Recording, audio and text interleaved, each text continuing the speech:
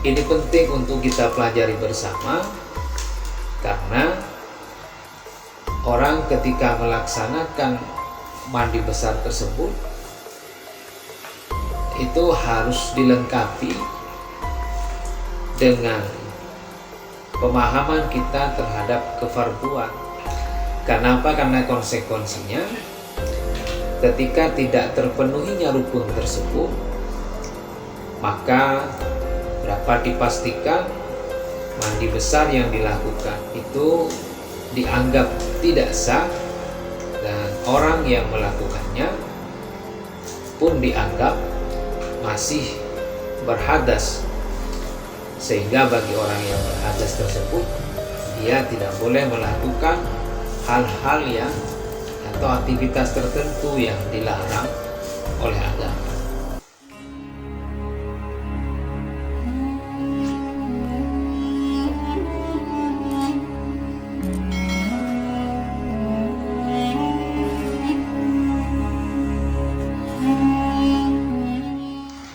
Bismillahirrahmanirrahim. Assalamualaikum warahmatullahi wabarakatuh. Alhamdulillah wassalatu wassalamu ala rasulillah. La haula wa la quwata illa billah. Qala rabbi shrah li sadri wa yassir li amri wahlul 'uqdatam min lisani yafqahu qawli, amma ba'du. Para sahabat, jemaah dan pemirsa yang dirahmati Allah Subhanahu wa taala. Dalam Islam kita mengenal apa yang disebut dengan bersuci. Alasan bersuci ini disebabkan setidaknya oleh dua hadas yang sudah kita pahami bersama, di mana masing-masing tersebut disucikan dengan cara yang berbeda. Hadas kecil yang terjadi karena batal wudhunya, baik disebabkan oleh kentut ataupun hal lain yang itu termasuk kriteria daripada hadas kecil, maka cara menyucikannya cukup dengan berwudhu. Namun untuk hadas besar yang mana ini diakibatkan oleh janabah, junub ya, sebab keluarnya sperma atau karena bersetubuh, juga hal yang lazim terjadi pada wanita, yaitu haid, nifas, dan juga melahirkan. Tentu cara mensucikannya tidak cukup dengan berwudu, tetapi diwajibkan untuk melaksanakan mandi jinabat, atau yang dalam masyarakat kita juga dikenal dengan sebutan mandi besar. Lantas bagaimana tata cara yang sesuai dengan ketentuan-ketentuan yang sudah menjadi ijma' atau kesepakatan para ulama? Ini penting untuk kita pelajari bersama, karena orang ketika melaksanakan mandi besar tersebut itu harus dilengkapi dengan pemahaman kita terhadap kefarduan atau rukun-rukun yang harus dipenuhi.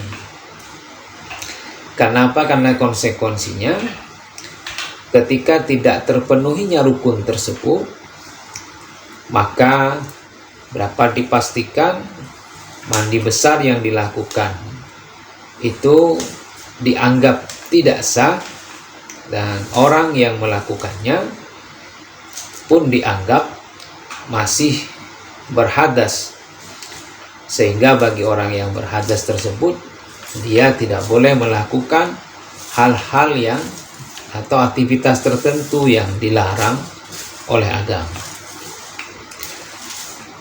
Dalam kitab Safinatun Najah,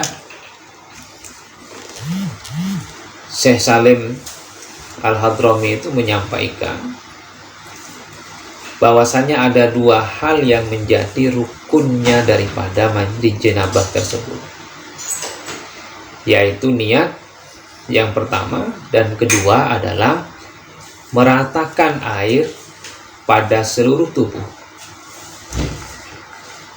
Syekh Salim menyampaikan di dalam kitab tersebut dengan redaksi furudul husli isnani an-niyah wa ta'mimul badan bil ma'. Jadi fardu atau rukunnya mandi itu ada dua, yaitu niat dan meratakan air ke seluruh tubuh.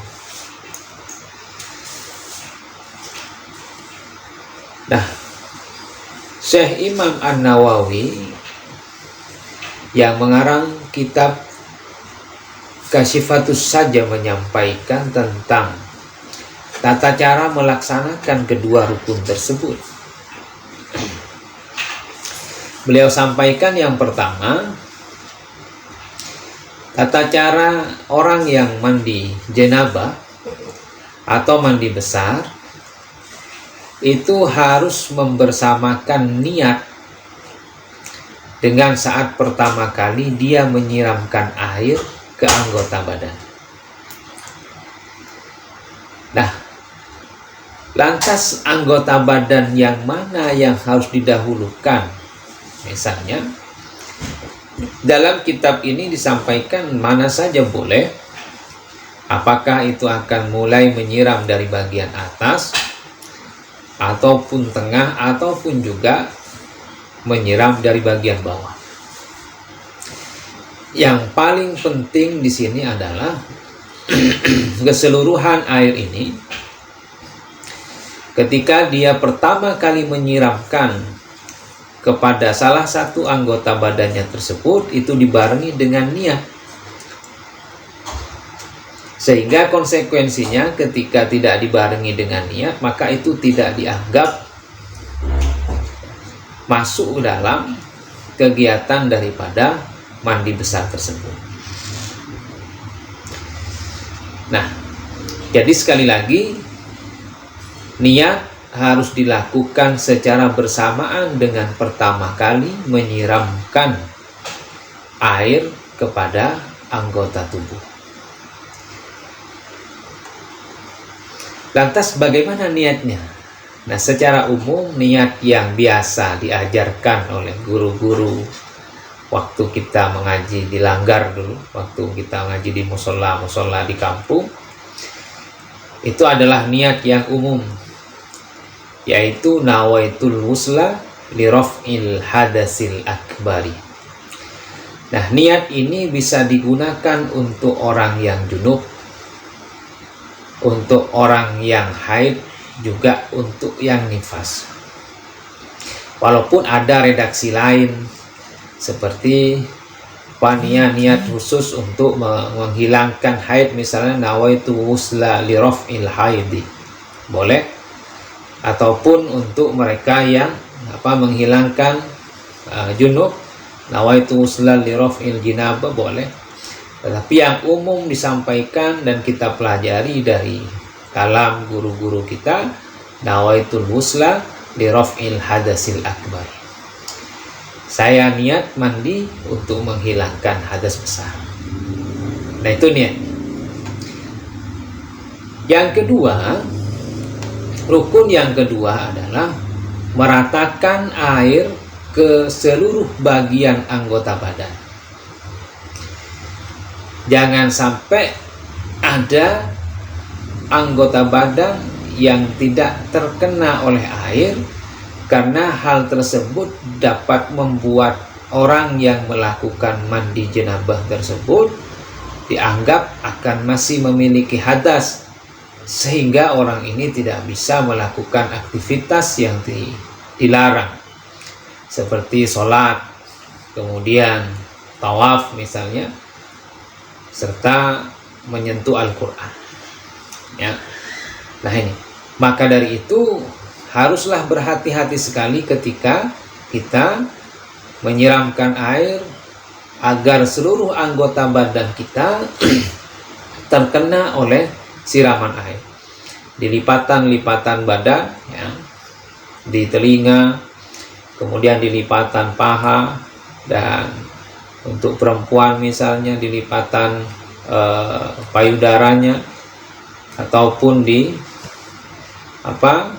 lipatan-lipatan yang ada di bagian sensitif kewanitaan misalnya ya, itu dilekuk-lekuk, termasuk di sekelangkangan daripada paha-paha ya, sela-sela di antara pantat ya, maaf, itu harus terkena oleh siraman air secara merata ya. Nah inilah dua rukun yang harus diperhatikan di saat kita itu mandi besar ya. Sekali lagi, yang pertama, niat dibarengkan dengan pertama kali menyiram pada anggota badan. Yang kedua, meratakan air kepada seluruh anggota badan. Sekian, wallahu a'lam bishawab. Assalamualaikum warahmatullahi wabarakatuh.